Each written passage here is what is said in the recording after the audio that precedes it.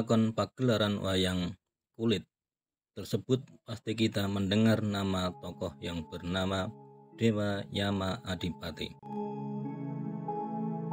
Mungkin nama tokoh itu terlalu menakutkan, bahkan sangar untuk didengar, yaitu dewa yang bertugas mencabut nyawa atau berhubungan dengan kematian di Pati. Tetapi hubungannya apa dengan sejarah kehidupan masyarakat Jawa Nusantara pada zaman kuno? Dan apa hubungannya dengan orang-orang bangsa Yaman? Seperti jamur di musim hujan, pembahasan tentang diaspora Yaman kembali tumbuh mekar pada akhir-akhir ini. Tentu saja publik melihatnya sebagai fenomena pesta rakyat 5 tahunan atau dilihat dari sisi politik.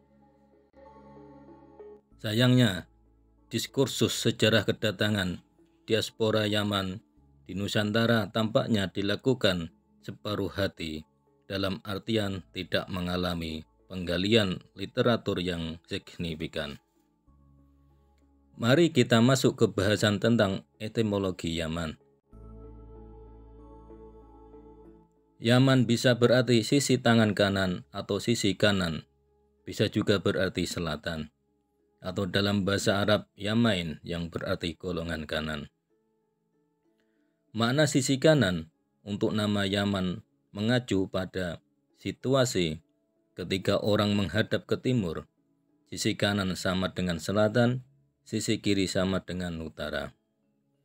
Istilah sisi kanan ini terkait dengan praktek kepercayaan kosmologi orang-orang di barat pada masa kuno yang mengatur hal tertentu agar menghadap ke timur.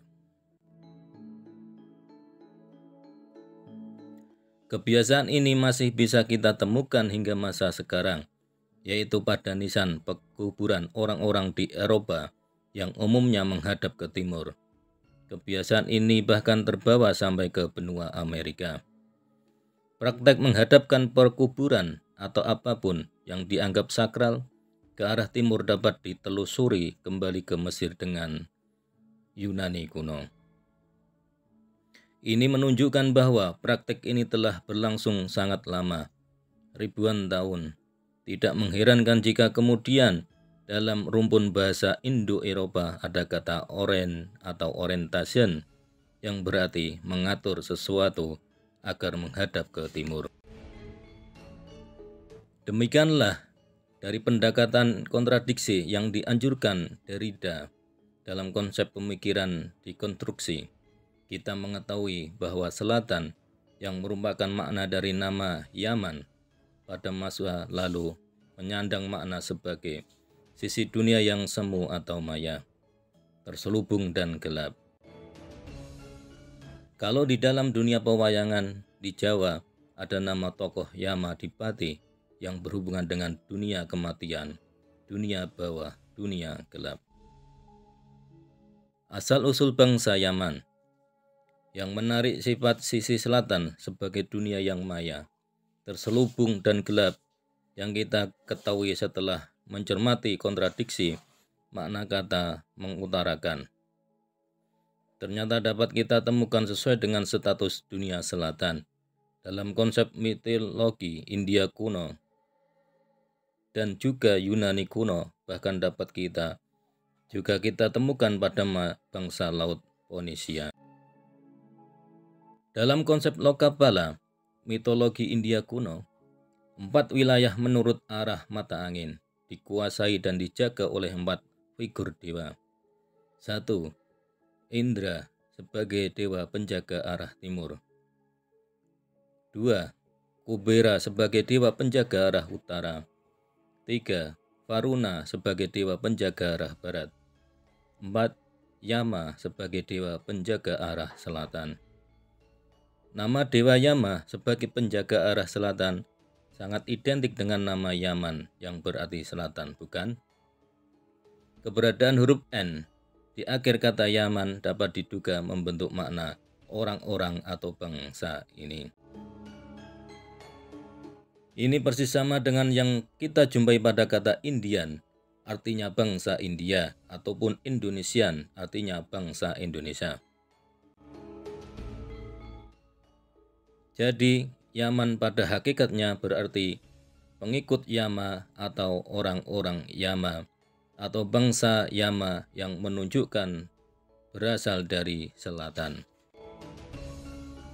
Status Dewa Yama dalam loka pola sebagai penjaga selatan dan sebagai penguasa alam kematian bisa dikatakan selaras dengan selatan yang dalam konsep kosmologi kuno mempresentasi alam bawah atau alam kematian atau neraka.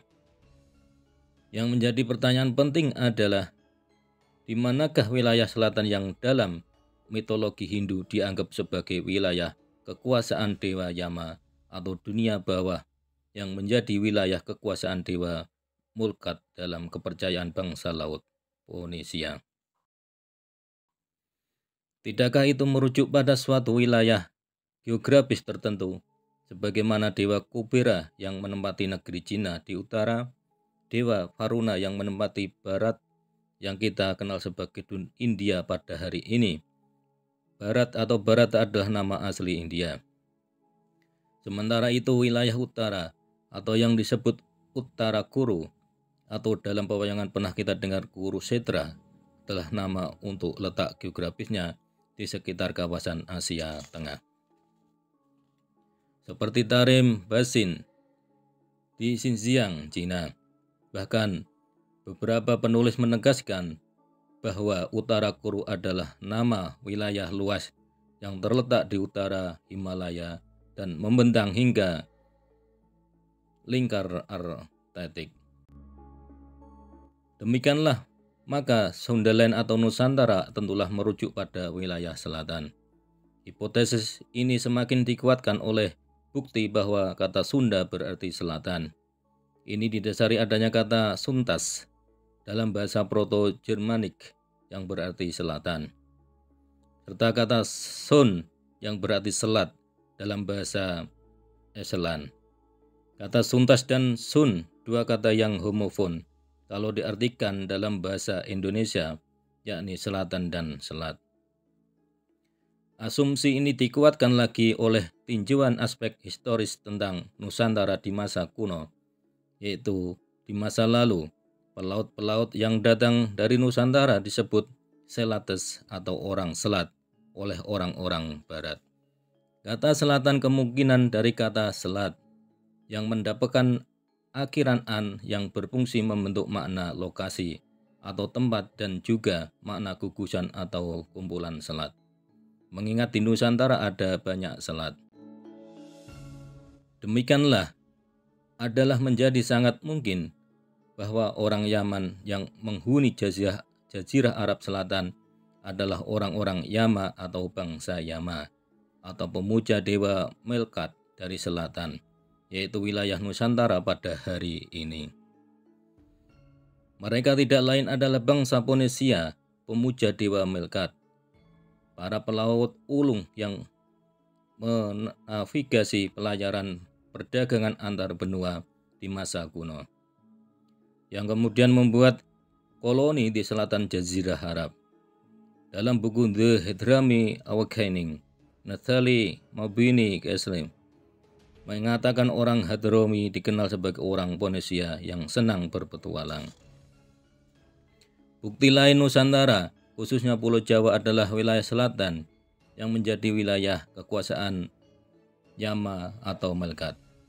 Nama Candi Ratu Boko atau Candi Ratu Baka, kata Boko atau Baka adalah kata yang digunakan dalam frase alam baka yang menunjuk makna alam kematian.